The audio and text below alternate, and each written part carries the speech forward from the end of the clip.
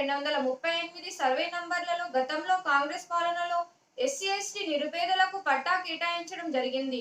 అదే విధంగా డెవలప్మెంట్ మరియు బోర్డులు వేసి ఎస్సీ ఎస్టీలకు స్పీకర్ సురేష్ రెడ్డి చేతుల మీదుగా పాసుబుక్కులను పంపిణీ చేశారు.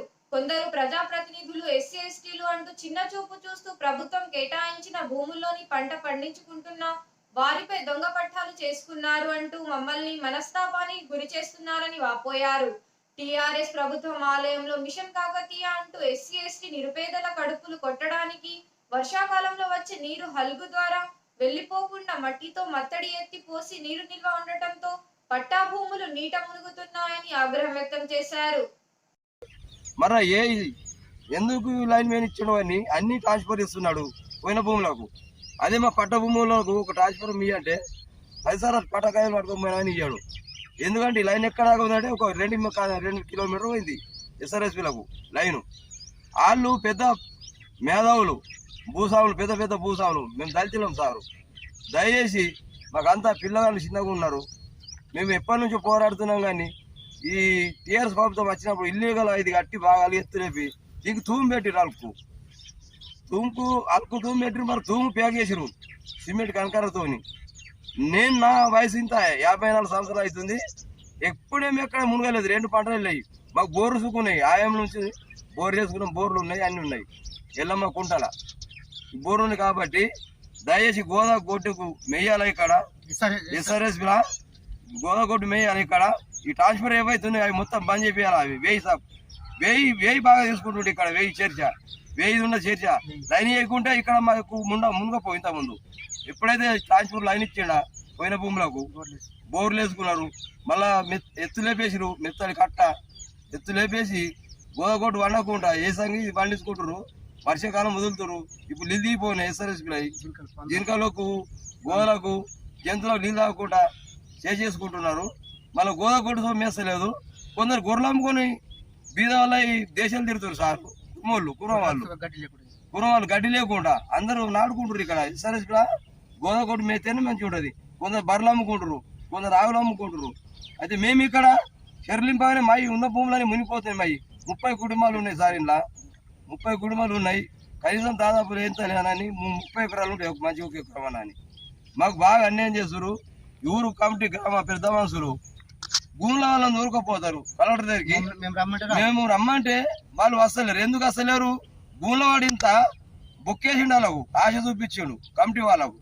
మేము రమ్మంటే మాకు కేర్ చేస్తలేదు. మేము మాది వాళ్ళం కదా, తప్పుకోడుకొని బతుకురు అట్లా నేనంటారు వాళ్ళు. ఆమె అడగ తెస్తారు వాళ్ళు. అంటే మేము తప్పుకుంటూ ఎలుగాలం ఉండాలి సారు. రేవంత్ రెడ్డి గారు, ముఖ్యమంత్రి గారు దయచేసి, ఆడియో సాబ్ దయచేసి, ఎంఆర్ఓ సార్ దయచేసి మా చర్చ మీరు తీసుకొని గతంలో పట్టా ఇచ్చిందే ఉన్నది. నేను పుట్టాను అప్పటికి. అప్పటి నుంచి మా నాన్న చేసిండు. నా వయసు 54 సంవత్సరాలు నడుస్తుంది. అంటే అప్పటి నుంచి మాకు పట్టాలే ఉన్నాయి. ఎక్కడో ఇప్పుడు తయారై పిల్లలు ఇల్లీగల్ తెలంగాణ కట్టేసి తూముని అలుగును మెత్తేసి బాగా చర్చ తిని మాకు మూస్తున్నారు. న్యాయం చేయండి దయచేసి. సార్ అందరికి నమస్కారం, అందరికి జై భీమ్. సార్ ఇక్కడ నేను చిన్న ఉన్నప్పుడు గోదాలు మేపినప్పుడు మొత్తం గోదాల గచ్చి ఉంటుండే, అన్ని ఉంటుండే, గొర్రె మేస్తుండే, గోదాలు మేస్తుండే సార్. ఈ పోషం పెట్టబోయిన భూములు మొత్తం కాంబులు వేసుకుంటా, కలెక్షన్ ఇచ్చుకుంటా, బోర్ వేసుకుంటా పంటలు పండించుకుంటారు. గొర్రె అమ్ముకుంటారు, బర్రె అమ్ముకుంటారు, గోదాలు అమ్ముకుంటారు సార్. ఇక్కడ మాది ఎల్లమ్మ కుంట్ల భూములు 2వ వీధుల 3వ వీధుల మాకు భూములు ఇచ్చారు సార్. ఎకరం మాదిగోళ్లకు. అప్పుడు మొత్తం ఇచ్చిరు. ఆనకాలము వరద నీళ్ళు వచ్చి మునిగిపోతుంది సార్. నష్టం అవుతున్నాము. మళ్ళా ఇప్పుడు కావాలిచ్చి లిఫ్ట్ నీళ్ళు మొత్తం మనకు పంట వండకుండా సుఖ ఏషంగి సుఖ మాకు పట్టున్న భూములు సుఖ పండకుండా నష్టం చేస్తుండ్రు మన ఊరు కమిటీ వాళ్ళు. మళ్ళీ అదొకటి ఇస్తారు. ఆ కమిటీ వాళ్ళే ఊళ్ళు ఒక్కొక్కరికి 10 ఎకరాలు కొనుక్కుంటారు సార్. దైతులకు మాది వాళ్ళకి ఒక్కొక్కరికి లేదు పోషపెట్టిన భూములు సార్. మొత్తం ఆలేకున్నది ఒక్కొక్కరికి 20 ఎకరాలు 10 ఎకరాలు. ఆ భూములకు సుఖ కొట్టుకునేందుకు మా తాత ఓదిచ్చిండు, మా అయ్య ఓదిచ్చిండు అని ఆ భూములకు లొల్లి వాడి ఆ కబ్జా చేసుకుంటారు. ఆ భూములు చేయబట్టి పోషంపేట పోయిన భూములు చేయబట్టి మొత్తం మన పోషంపేట పోయిన భూములు కబ్జా నీది నాదని కొట్లాట్లా జవడలు చేసుకుంటా ఇక్కడ చెల్లంకుంటా నీళ్లు ఫుల్లు రింపుకుంటా మా పంటలు నష్టం చేస్తుంది. మా భూములు 2 పంటలు వండకుంటా ఒక్క పంట సుఖ మాకు అసలు వానకాలం నష్టం అవుతున్నామంటే వేసంగి సుఖ నష్టం అవుతుంది. ఈ పోషంపేట గొర్రెకు జాగలేదు, బర్రకు జాగలేదు, మొత్తము అన్ని ఏవి జీవరాశులకు సుఖ జాగ లేకుండా వేసేస్తారు. జింకలు గింట అవి ఏడమేయాలి సార్. అవి సుఖ భూములు అయిపోతుంది. అవి భూములు పండకుండా ఎత్త అయిపోతుందా సార్? మీకు సార్ ఇక్కడనే మాకు భూములు ఇచ్చిర్రు కరెంట్ కోసము 3 లైన్లు కాల 4 లైన్లు కాకుండా నేను 6 నెలలే సార్ తిరగబట్టి ట్రాన్స్ఫర్ గురించి. ట్రాన్స్ఫర్ ఇస్తలేరు. ఇక్కడ పోషంపేట భూములకు నెల రోజులలో ట్రాన్స్ఫర్ పెడుతురు. ఒక 100 ట్రాన్స్ఫర్ వెళ్తాయి మన పోషంపేట టైంలో. చేర్చి గామ కొండూరుగా చేర్చి పోషంపేటలో పోయిన భూములలో 100 ట్రాన్స్ఫర్ వెళ్తాయి. అవి ఎక్కడికి వస్తున్నాయి సార్? ఎక్కడనే అయినాం. పోయిన భూములకేమో అవి ఇస్తారు, పట్టున్న భూములకేమో ఇవి ఇస్తలేరు. ఏ సార్ దగ్గరికి పోతున్నాం ఆ సార్కేమో అవి ఎట్లా తీసుకొస్తారేమో వాళ్ళకి తెలుస్తలేదు. మరి లంచం ఇస్తారా ఏమి ఇస్తారా మాకు తెలుస్తలేదు సార్. ఇవేమో మాకేమో మేము అన్ని కాయలు తీసుకొని పట్టలు తీసుకొని మా భూమి పట్ట కాయలు తీసుకుపోయి ట్రాన్స్ఫర్ పెట్టుకుందామని ట్రాన్స్ఫర్ ఇస్తలేరు.